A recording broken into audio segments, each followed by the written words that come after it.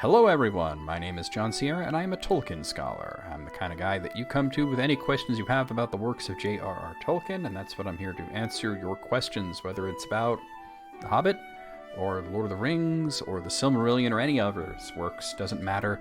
You can come to me and I will answer them as best I can.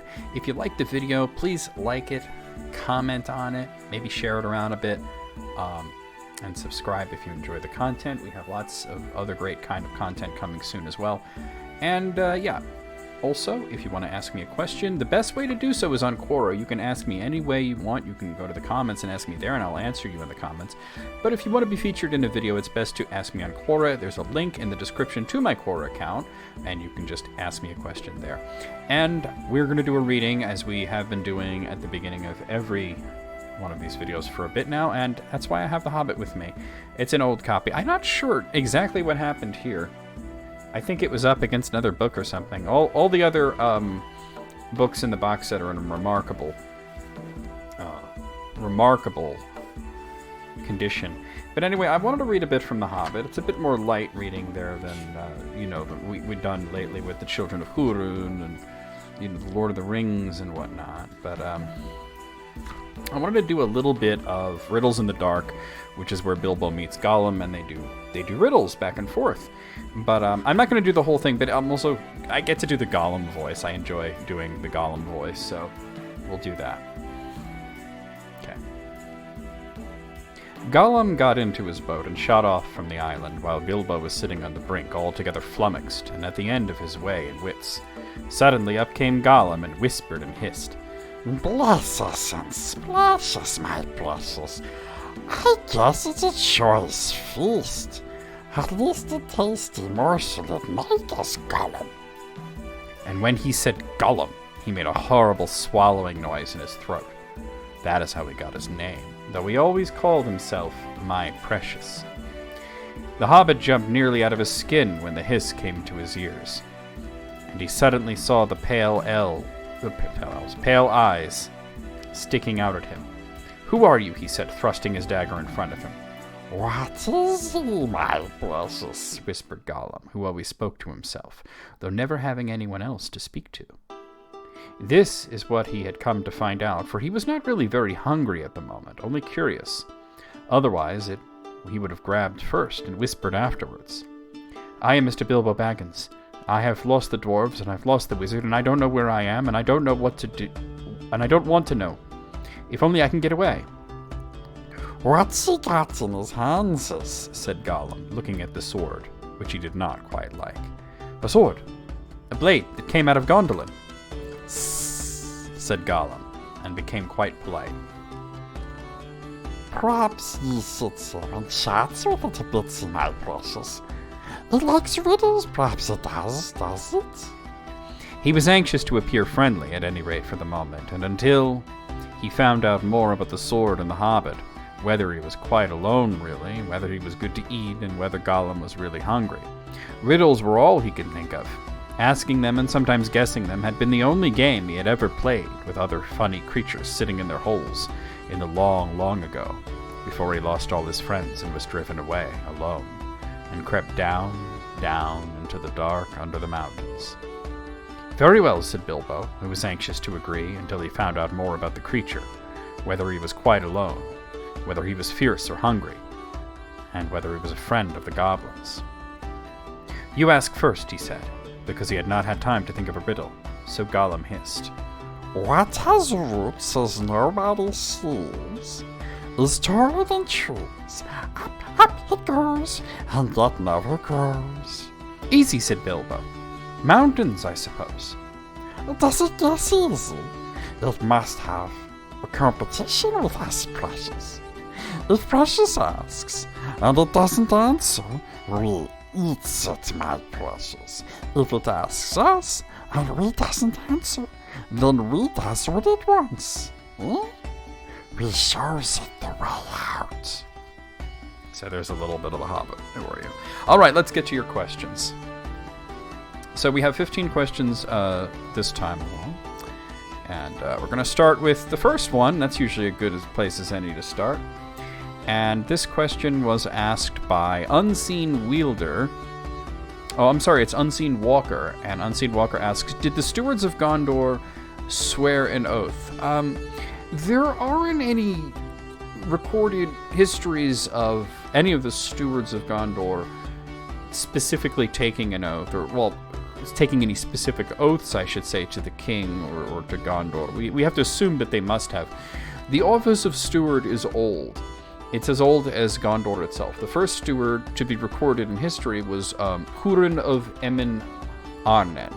That's not to be confused with Hurin the First, who was a later steward, or Hurin from the First Age, from the children of Hurin, two different characters. There were unnamed stewards before Hurin of Emin Arnen, but he was the first one that was important. Previous to this, the steward was sort of like a minor role. He managed the estates and properties of the king. Hurin was the first one to be the king's personal advisor and counselor. And he had the right to rule Gondor in absentia of the king, such as when the king was out of the country or the king was away to war. So, while there is no record of what ceremony or tradition was credited, was created or utilized in the appointment of the steward to the king or the ruling stewards later on, they were appointed before it was a bloodline. And even when it became tradition to choose stewards from Hurin's bloodline, they were still picked. They were appointed. It wasn't until there were no more kings and they became ruling stewards that it became officially a bloodline. We do know that, with this higher station, there were more responsibilities and there were some limits. The steward probably had to swear some sort of oath of loyalty to the king and to the country. And this is due to the fact that one of the things that the steward is not allowed to do under any circumstance is to leave Gondor. The king was allowed to leave Gondor, and when the king was away, the steward would be in charge. The king could go away to war and could fight in wars. The steward was not allowed to do that. So his role was strictly governmental, and he had to have complete loyalty to Gondor.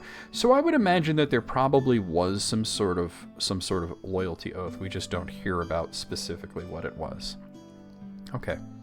Next question. This one's anonymous. When Gandalf fought the Balrog, why did he fall into the abyss instead of simply flying back up? Now, I'm assuming we're speaking about the Balrog, not Gandalf, Durin's Bane. Because it doesn't matter. The answer is the same. Neither of them can fly. Gandalf can certainly not fly, and Balrogs can't fly. They don't have wings. That's a big thing that people have argued about since The Lord of the Rings came out, was whether or not Balrogs had wings. They don't, in fact, have wings. Tolkien used a metaphor to describe the aura of shadow that surrounded Durin's Bane as spreading like wings. But that doesn't mean that they have wings. Now, Tolkien's description, his actual description of Balrogs, it's pretty simple. They're beings of shadow, they're beings of flame. They have the same basic shape as a man or an elf, but they're large. They're about twice as big as a man or an elf. They have fiery whips and swords. They have been known to wear armor. They don't have wings. They don't have horns. They don't have tails. It's popular to depict them as sort of a church grotesque. The statues that are outside of churches, typically called gargoyles. Technically speaking, a gargoyle is a grotesque that also channels water. But anyway, they do have some rudimentary shape-shifting abilities. They can control how much flame they're outputting or how much shadow they're outputting, and they can adapt to being submersed in water, as Gandalf recounted when he returned. Balrogs definitely don't have wings. They can spread their aura of shadow. It can appear to look like wings, but they are not actually wings. They're not physically wings. It's just a shadow, an aura of shadow around them. They do not fly under any circumstance. In the Silmarillion, we hear about them leaping and climbing and running, but never flying or gliding or hovering. Now, sometimes Tolkien uses the word fly to describe moving quickly, but that doesn't mean flying through the air. It's like when Gandalf said, "Fly, you fools," he meant run away. Even before that, he was saying, "Fly, fly, you have no ability to defeat this thing. It has to be me. So Durin's Bane could not have flown up out of the pit any more than the Balrog that Glorfindel fought could have done the same. They both instead opted to take their opponent down with them. Durin's Bane used its whip as it fell to snag Gandalf. The Balrog that Glorfindel slew grabbed him by the hair as it fell. So, yeah, they don't fly. And neither does Gandalf, on the off chance that you might have meant, why didn't Gandalf fly? Gandalf doesn't fly either. Okay, next question. This one comes from, I hope I'm saying this right. Free Lenu? I hope I have to be butchering that, but I hope I'm saying it. At least that you know what I'm saying. Why do the dwarves call Aule Mahal? It is mentioned briefly in the Silmarillion that he's called Mahal by the dwarves. As most characters do, Aule has a few different names. He has multiple names, and it's just his name in different languages. Aule is the Quenya form of his name, which in Valian is Aule. And from the similarity in the spelling, we can see that the elves who developed the Quenya language adapted it from Valian through a mix of the way that they heard it and the way that their language is structured. The name means in invention, or more appropriately in context, inventor. The Silmarillion simply mentions that the dwarves call Aule Mahal, which means the maker, because he did create them. And he does make things in general. It's very similar to the word inventor and maker. So, although it is not said what language this was in the Silmarillion, we do know that it was Khuzdul, which is the secret language of the dwarves. It's unknown to any but dwarves, and Aule was the one that taught them Khuzdul. Right in the creation myth of the dwarves that we learn, and right as Iluvatar is about to speak to Aule about his motivations and why he created the dwarves, it's said that he was in the midst of instructing the dwarves, the seven fathers of the dwarves that he had created so far, in the speech that he had devised for them. Okay. All right, next question. This one's anonymous. Elrond is a high elf. Why was he not as powerful as Gandalf and Saruman? So let me just address the issue here. Elrond's not a high elf. He's a half elf. He's not a high elf. He is a half-elf because he has elvish ancestry and he has mannish or human ancestry. He's not a high elf, which is another way of saying Calaquendi, or elf of the light, or Amanyar. Though there are many subcategories of elves, and you can get into the nitty-gritty of each category and how their cultures work and what languages they speak and what their customs are and all that, but the very first split of the elves, which were originally just the Quendi, there were those that started the journey from Middle-earth to Aemon, and those that refused to start the journey, and those were called the Avari, which means refusers.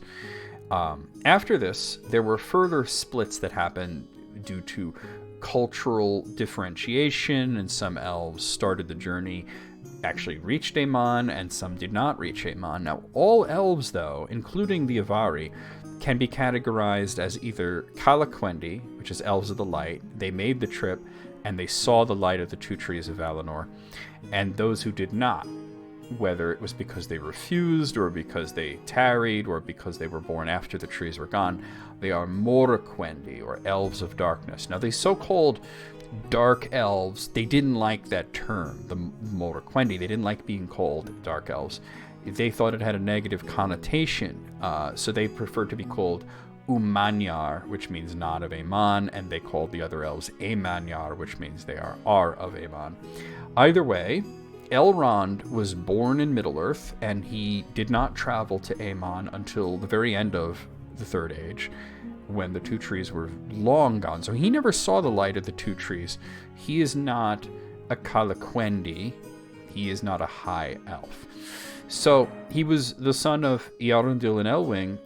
That makes him a half-elf, because though they were both elves, they were born mortal, because they both came from mixed parentage. Earendil's father, Tuor, was a man, and his mother, Idril, was an elf.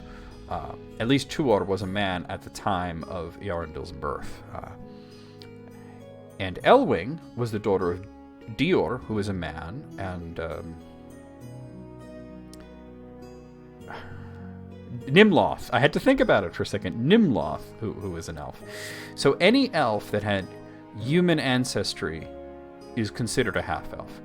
They do not need to literally be half human, half elf. Culturally, Elrond he has Noldor blood in him. He has Sindar blood from him. His grandmother was Idril. She was a Noldo, and his grandmother Nimloth was a Sinda. So, yeah, no elf of the Third Age would be as powerful as the Astari, except for perhaps Glorfindel. Glorfindel was certainly up there in terms of power.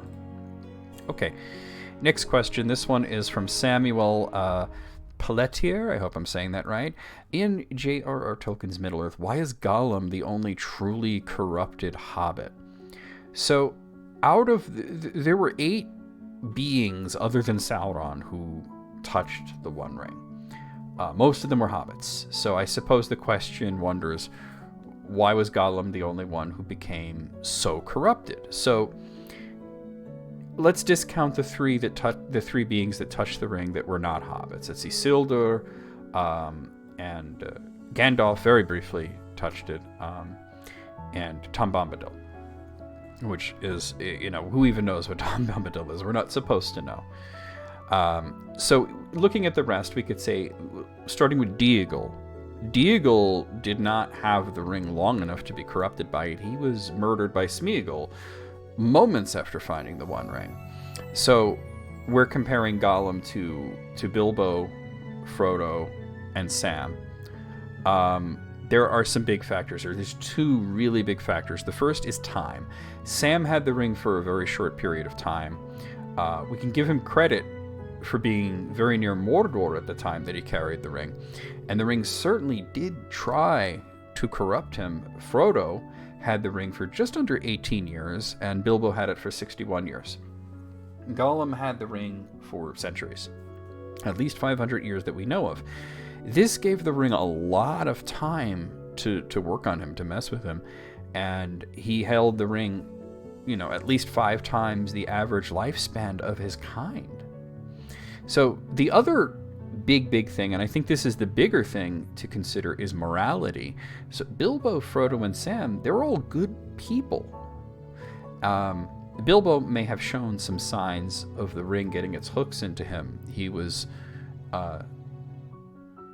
able to, with strong assistance from Gandalf, to give it up willingly. Frodo held on until the very end. He succumbed to the charms of the One Ring right at Samath Naur, where it was at its greatest power, and that would have happened to anybody. And Gollum took it back, and that broke that spell fairly quickly. Sam was shown visions of himself as a great hero. He could make all of Middle-earth a garden, but he rejected the ring's seduction because he didn't want that. He wasn't looking for great power. When Gollum came into the ring, he'd already murdered his best friend and relative Déagol. Gollum had a very short fall, so to speak. There was not much good in him to start. Even if we forgave him for murdering Déagol, we could say the One Ring had been lying on the bottom of the river for a very long time, and all of a sudden there's 2 guys, and it wants to be with one. And so making them fight to the death like that, essentially, by really pouring on the influence, was a way to ensure that the ring was carried by the one of the 2 that's the stronger one. But even if we forgave that, according to Tolkien, both Sméagol and Déagol were pretty nasty characters. They were troublemakers. They were, in his exact words, base and untrustworthy. So they didn't have far to fall either. Déagol didn't hold on to the ring for very long. He had it for mere moments, but Sméagol had it for a very, very long time, and he was already a nasty individual. So he wasn't trying to resist the seduction of the ring. He was all into it. Okay. Next question. This one's from, this was actually asked by 2 different people. Pasha Bosch and Dutch Patterson both asked me, could all of the Balrogs together pose a threat to one of the Valar in battle, or was Morgoth completely on his own in the Battle of the Valar? So we don't really know much about the War of the Valar, or the Battle of the Powers, depending on what you want to call it. It did occur, we know that, and it was so violent and destructive that it marred Middle-earth fully. The reason that we don't know much is because the elves didn't know much. The mention of the war in the Silmarillion states only that not much is known about, to the elves of this battle. They were being protected. And we learn in the nature of Middle-earth they were protected specifically by the Guardians, the 5 Guardians, which were later Istari and Melian. And they did not likely see any part of this war, only the aftermath of it. The one mention of this in the Lord of the Rings merely compares Theoden to Orome, just mentioning the war as something that happened when the world was young. That being said, I don't think any Maya participated in the battle on either side. We know that Melian, Olorin, Tarandor, Ravendil, and Palasendo and Hymenar protected the elves during the war, but we don't hear of any other Maiar actually battling, such as Eanwe or Ose. It's just not mentioned. And I believe the Balrogs probably sat it out as well, and I'll tell you why. The battle was mostly creation and destruction. Not so much each side trying to defeat the other physically, but to change Middle-earth. When it did become physical, Melkor hid and was under siege until Orome and Tulkas put an end to that.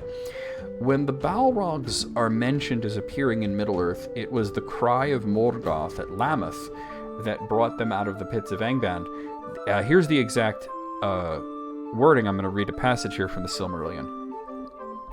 The cry of Morgoth in that hour was the greatest and most dreadful that was ever heard in the northern world. The mountains shook and the earth trembled and rocks were riven asunder. Deep in forgotten places that cry was heard. Far beneath the ruined halls of Angband, in vaults to which the Valar in the haste of their assault had not descended, Balrogs lurked still, awaiting ever the return of their lord. And now swiftly they arose, and passing over Hithlum, they came to Lamath as a tempest of fire. The Balrogs were missed when the Valar assaulted Angband, and they were deep below it. If they had appeared during the battle, I believe the Valar would have sought them out, and it would have been mentioned that they couldn't find the Balrogs, because it was mentioned that they sought out Sauron, and they couldn't find no trace of him. So, and it's possible that if there was any Maya that took part of the battle, it may have been Sauron, but we're not sure on that. The Balrogs are just not mentioned in that part at all, so I believe that the Balrogs had not yet been seen in Middle-earth at the time of the War of the Valar. But to actually answer the question, could all of the Balrogs together pose a threat to one of the Valar? It may be to one of the lesser Valar, such as Nessa, but I believe that, she's the least in power, but she's also so fast that she could probably get away from them pretty easily, so... Okay, next question, and this is the one from the thumbnail. It was anonymously submitted, but it's a really good question. What was so special about Glamdring? It was a finely crafted elven sword, but was it unique before Bilbo found it or Kristen's sting in the troll caves? Was Glamdring special only because Gandalf claimed it? So Glamdring was not just some pretty sword from Gondolin, it was the sword of Turgon himself. So Turgon was the second-born son of Fingolfin. Fingolfin was the High King of the Noldor of Middle-earth until his death in battle against Morgoth, after which Fingon became king. Fingon was Fingolfin's eldest son, and he died in the Battle of Unnumbered Tears. And Fingon died a pretty gruesome death at the hands of the Balrogs. Turgon, which was the second eldest son of Fingolfin, became the king. And he had a walled city called Gondolin, which was completely surrounded by impenetrable mountains called the Chrysaegrim. He was essentially, at that period in history, Morgoth's chief enemy in Middle-earth.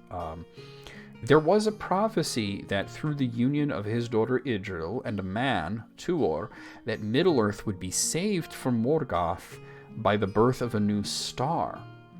And that came out to be true, as their son was Earendil, who convinced the Valar to intervene against Morgoth. This led to the War of Wrath. It led to Morgoth's defeat, and Earendil is in the sky with the Silmaril, and you can see him as a star.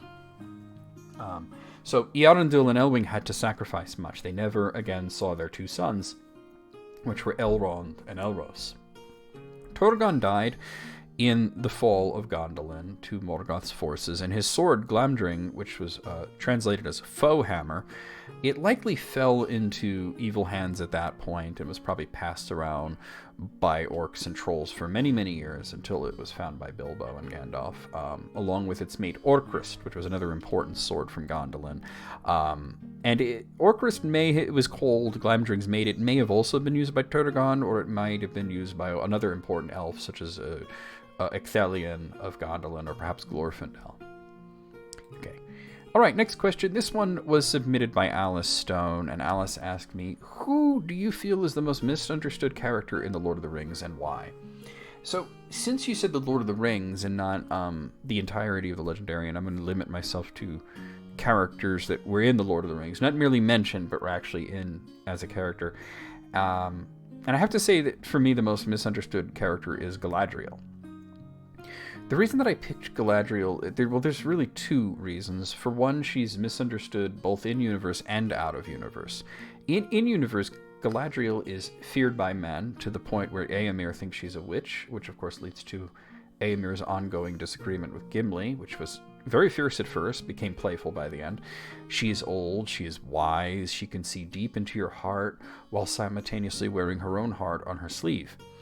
Out of universe, Galadriel is seen mostly through the lens of her portrayal in Peter Jackson's film, which we of course remember the scene where she turns into a photo negative and screams. So, looking at the same scene in print, it seems very different from what we got in the film. I'm going to read that passage from The Fellowship of the Ring. Galadriel laughed with a sudden, clear laugh. Wise the Lady Galadriel may be, she said, yet here she has met her match in courtesy. Gently are you revenged for my testing of your heart at our first meeting. You begin to see with a keen eye. I do not deny that my heart has greatly desired to ask what you offer. For many long years I had pondered what I might do should the great ring come into my hands. And behold, it was brought within my grasp. The evil that was devised long ago works on in many ways, whether Sauron himself stands or falls. Would that not have been a noble deed to set to the credit of his ring, if I had taken it by force or fear from my guest? And now at last it comes. You will give me the ring freely. In place of the Dark Lord you will set up a queen. And I shall not be dark, but beautiful and terrible as the morning and the night, fair as the sea and the sun and the snow upon the mountain, dreadful as the storm and the lightning, stronger than the foundations of earth. All shall love me in despair. She lifted up her hand, and from the ring that she wore there issued a great light that illuminated her alone and left all else dark. She stood before Frodo, seeming now tall beyond measurement and beautiful beyond enduring, terrible and worshipful. Then she let her hand fall, and the light faded, and suddenly she laughed again. And lo, she was a slender elf woman, clad in simple white, whose gentle voice was soft and sad. I passed the test, she said. I will diminish, and go into the west, and remain Galadriel. So Galadriel doesn't give us a fright show. She gives a stern warning and a vision of what may be, but the vision is false.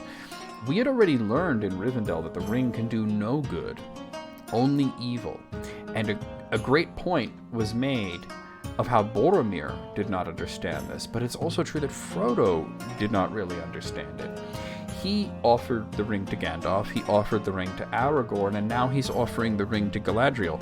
The lament of the imminent loss of her realm and her return to the Undying Lands didn't come through in Jackson's version, though I think Cate Blanchett did such a fantastic job acting the scene, especially the last line, that it makes up for the overly cinematic aspect of the scene.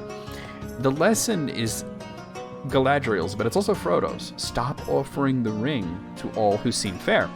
The second reason that I've chosen Galadriel is that depictions of her are so wide, mostly due to the fact that she is largely an unfinished character in Tolkien's work. As she appears in The Lord of the Rings, we see an old, wise, whimsical, and yet serious Galadriel. In the Silmarillion, we only get a little bit of her. She's the starry-eyed maiden who loathed Feanor, but still was entranced by his words, thinking of the vast lands of Middle-earth and the fair kingdom that she may rule there. young Galadriel isn't very well fleshed out, and Tolkien struggled greatly with fitting her into the Silmarillion. He wrote several different origins, many of which are analyzed in Unfinished Tales.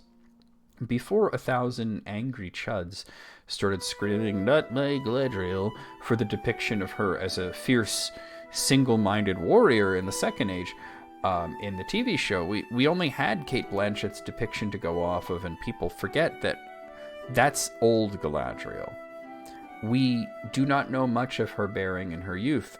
That isn't to say that Morfydd Clark's depiction is factually correct. We cannot actually have a factually correct Galadriel, partly due to the legal loopholes and complexities involved in the show, and partly due to the fact that Tolkien did not develop young Galadriel very much. Galadriel is complex, and she's many things. She's one of the chief agents of good. She's the example of wise recognizing wise, as she had not only founded the White Council, but in its second iteration, she wished to cede leadership to Gandalf before Saruman seized leadership. And she's also a fantastic example of Tolkien's starting at the end and writing his way backwards. Rather than showing off a Silmarillion character in her full maturity, he tried to write a young character from the Lord of the Rings in the Silmarillion, and he struggled with doing her justice. Okay. Next question. This is from C. Minier, who asks, did all 9 Ringwraiths take part in the Angmar War? If they did not, why, and where did they live? I believe Tolkien's intention was that none of the Nazgul, except for the Witch King, took part in that war. Of the forces of Angmar, it is mentioned that the commander, of course, was the Witch King, and the forces of evil were the orcs, the hillman, and other evil creatures, of which you may infer various things. It could be trolls, could possibly even be dragons, but no Nazgul are mentioned. As for where were they were in or near Mordor at the time. According to Appendix B, the Witch King, after his retreat from Angmar, returned to Mordor and gathered the Nazgul together, and they put Minas Ithil to siege and eventually captured it. Okay, next question. This one is anonymous. Okay. Why didn't anyone mention Gollum and his prior possession of the One Ring at the meeting in Rivendell as a warning of what the ring can do to someone, and for everyone to be aware of him and his existence? So I saw a lot of people answering this question, and a lot of them were being jerks to the person who asked the question. They were like, well, they did talk about Gollum. I get where you're coming from, I really do, and I'm sorry that there were other people that answered your question on Quora and were kind of jumping down your throat. As the other answers did point out, Gollum and his history and the history of the One Ring in general was discussed at the Council of Elrond, and that has absolutely nothing to do with what you asked. The question is wondering why Gollum's lamentable state was not used as a cautionary tale for the dangers of carrying the One Ring, to signify a person's physical and mental health deteriorating. The reason that Tolkien did not use Gollum specifically as a caution to potential ring bearers at the council is, well, there's 3 reasons. It's threefold. For one, it would be repeating information that he already went over in the chapter Shadows of the Past, where that sort of lesson was imparted into Frodo. And while Frodo may have gone to Rivendell thinking that that was the end of his journey, the reader, even a first-time reader, knows better. Frodo is already aware of how the ring can affect someone over long periods of time. The second is it's not as relevant as you may think. It takes a long period of time for the ring to affect you and to make you into something like Gollum. It happened over centuries to Gollum, and Frodo was not going to be carrying the ring for that long. The idea was to destroy it as soon as possible. Lastly, the dangers of what can happen to a person after long-term ring exposure, so to speak, was brought up in Rivendell, just not specifically at the council. And I'm going to read you a passage from the Fellowship of the Ring. And Gandalf said, "The ring is passed on, Bilbo. It would do no good to you or to others if you tried to meddle with it again." Odd sort of remark, just like Gandalf. "But he said he was looking after you, so I let things be. I am frightfully glad to see you safe and sound." He paused and looked at Frodo doubtfully. "Have you got it here?" he asked in a whisper. "I can't help feeling curious, after all I've heard. I should very much like to peep at it again." "Yes, I've got it," answered Frodo, feeling a strange reluctance. It looks just the same as it ever did." "Well, I should like just to see it for a moment," said Bilbo. When he had dressed, Frodo found that while he slept, the ring had been hung about his neck on a new chain, light but strong. Slowly he drew it out. Bilbo put out his hand, but Frodo quickly drew back the ring. To his distress and amazement, he found that he was no longer looking at Bilbo. A shadow seemed to have fallen between them, and though it found itself eyeing a little wrinkled creature with a hungry face and bony, groping hands, he felt a desire to strike him. The music and singing round them seemed to falter, and a silence fell. Bilbo looked quickly at Frodo's face and passed his hand across his eyes. "I understand now," he said. "Put it away. I am sorry. Sorry you have come in for this burden. Sorry about everything. Don't adventures ever have an end? I suppose not. Someone else always has to carry on the story. Well, it can't be helped. I wonder if it's any good trying to finish my book. But don't worry about it now. Let's have some real news. Tell me all about the Shire." So this was before the council. Bilbo asks to see the ring. Frodo shows it to him, and when Frodo sees Bilbo as sort of a Gollum-like creature, and he feels the urge to hit Bilbo. Now, Bilbo didn't change in this scene. This wasn't something that was happening to Bilbo. It was something that was happening to Frodo. The ring is already precious to him. He doesn't want Bilbo to touch it. He doesn't even want Bilbo to see it. And we see something similar happen in Return of the King when Sam suggests sharing the burden. Frodo sees Sam as an orc. And that's basically the ring giving a vision saying, "Do not let anyone else touch me." So Frodo's already, before this even happens, he's already kind of agitated by the request, by Bilbo even bringing up the ring in this fashion. He feels a strange reluctance. And he was like, "Well, it looks the same as it always does. Why do you need to see it?" The ring already had its hooks in Frodo at this point, just as it had its hooks in Bilbo and Gollum and Isildur before him. Okay. Next question. This is an anonymous one. If Sauron lost the One Ring of Power, why couldn't he just make another one and regain his strength? Well, I could point out that it is called the One Ring. There's one. But it was unique because Sauron poured his strength, his very essence, you might even refer to it as his soul, or more accurately himself, into the ring. And the exact wording used by Tolkien was the greater part of his power, meaning it was how much of Sauron is in the ring. When Tolkien says the greater part, we can assume more than half. Sauron is essentially a spirit. He's nothing but soul, so pouring his essence, himself, into an implement such as the One Ring means that he has diminished himself greatly in the case of the One Ring. The One Ring is part of him, and without it, he is incomplete and weakened. Tolkien never spoke about what percent of Sauron resides in the One Ring, but as I said, it was probably more than half of him. When separated, he becomes weak. It took him a long time to regain a physical body.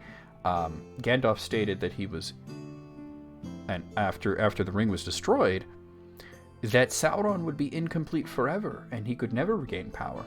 Such as Morgoth couldn't heal from the wounds given to him by Fingolfin and by Thorondor, Sauron could never regenerate the part of himself that was destroyed at Mount Doom. Making another ring would not make him more powerful, it would only further split his being. Okay. Next question's from the Oski Boski. Why did the Valar not send the Astari in the Second Age when they found out Sauron is a next big threat after Morgoth? Sauron with the One Ring is almost invincible, yet there were no Maiar or even Valar to actually stop Sauron. Well, they actually did. Tolkien originally wrote that the Astari came to Middle-earth in 1000 of the Second Age, but he later revised that stance. There are several different versions of the account of the arrival of the wizards from over the sea. Many of them can be found in Unfinished Tales.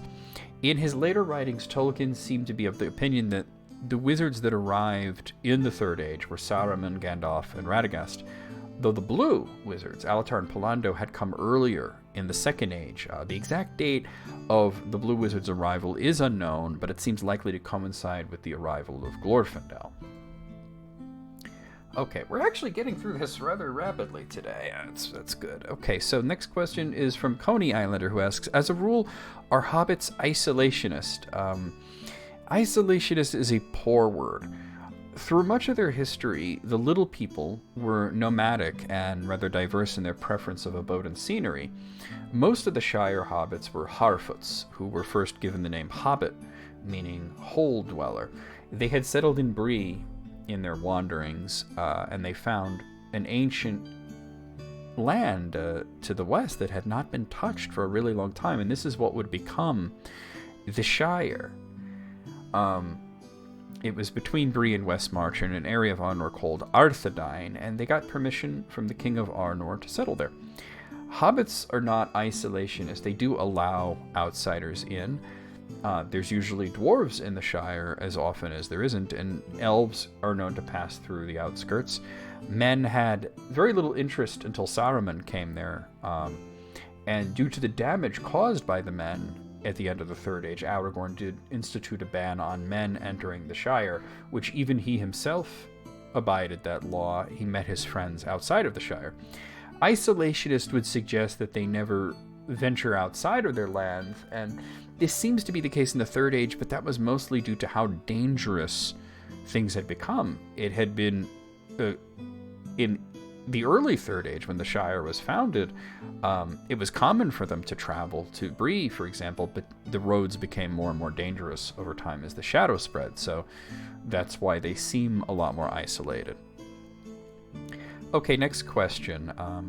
Are human and this is an anonymous one. Are human and elf marriages looked down upon in The Lord of the Rings by other races, being as rare as they are? They are rare for a good reason, but they absolutely are not looked down upon by the elves, nor by the men, or the Ainur.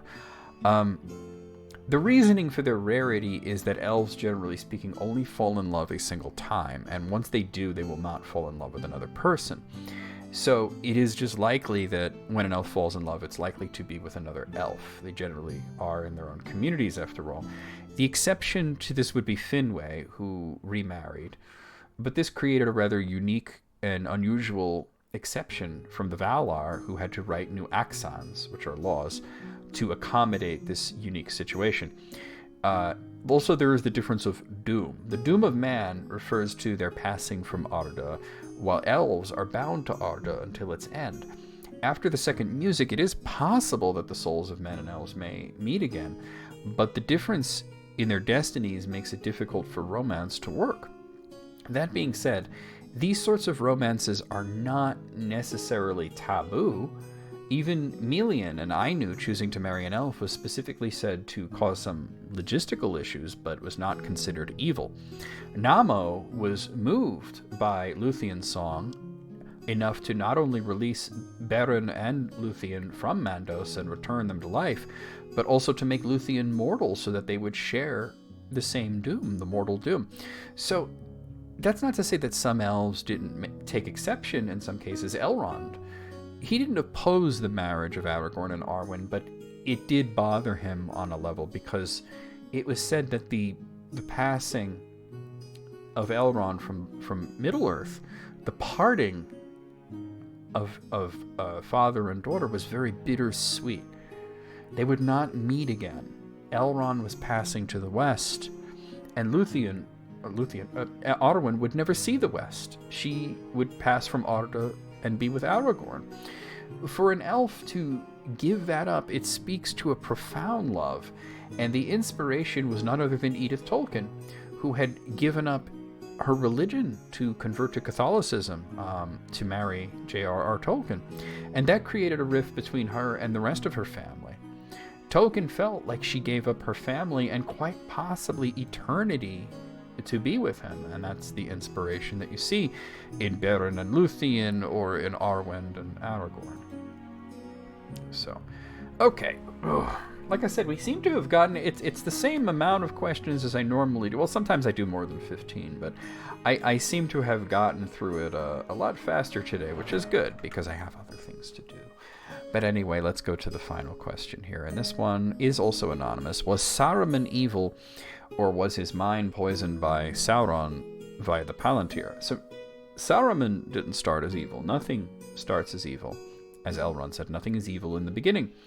Saruman definitely started as an agent of good, but it was not Sauron that seduced him to evil. We can put the blame solely on Saruman's character flaws. Before he even came to Middle-earth, Saruman was known by the Valar to be impatient and proud, and one of the chief designs of Yavanna in sending Radagast along with the Order of Istari was for him to act as sort of a friend and a mentor to Saruman that would teach him patience and humility. Saruman spurned the friendship of Radagast, thinking that he was foolish and weak, and he only learned skills from him that he thought would be useful to him. Saruman shows a lot of character flaws that go into, other than his flaws of pride and impatience. He shows that he's fearful. He shows that he's jealous. He's fearful of Saruman. He's fearful of Sauron, and this led him to believe that his mission was impossible. He was jealous of Gandalf, and this led to him spurning Gandalf's friendship as well. He was also quite distrustful. He painstakingly believed that all of the members of the White Council were just like him, and they all had their secret agendas that they were working towards. His communication with Sauron wasn't Sauron seducing him, but Saruman attempting to trick Sauron into a false alliance by which he would betray him at a later date. Sauron, of course, saw right through this. In his attempts to curry the favor of Sauron to later betray him, he committed atrocities, like the raising of an army of Uruk-hai and the burning of the West Fold. So Tolkien and his chief mouthpiece Gandalf were very clear about this. You can't do evil things for a good reason. So definitely Saruman is a character that chose to be evil. We can't blame Sauron for that.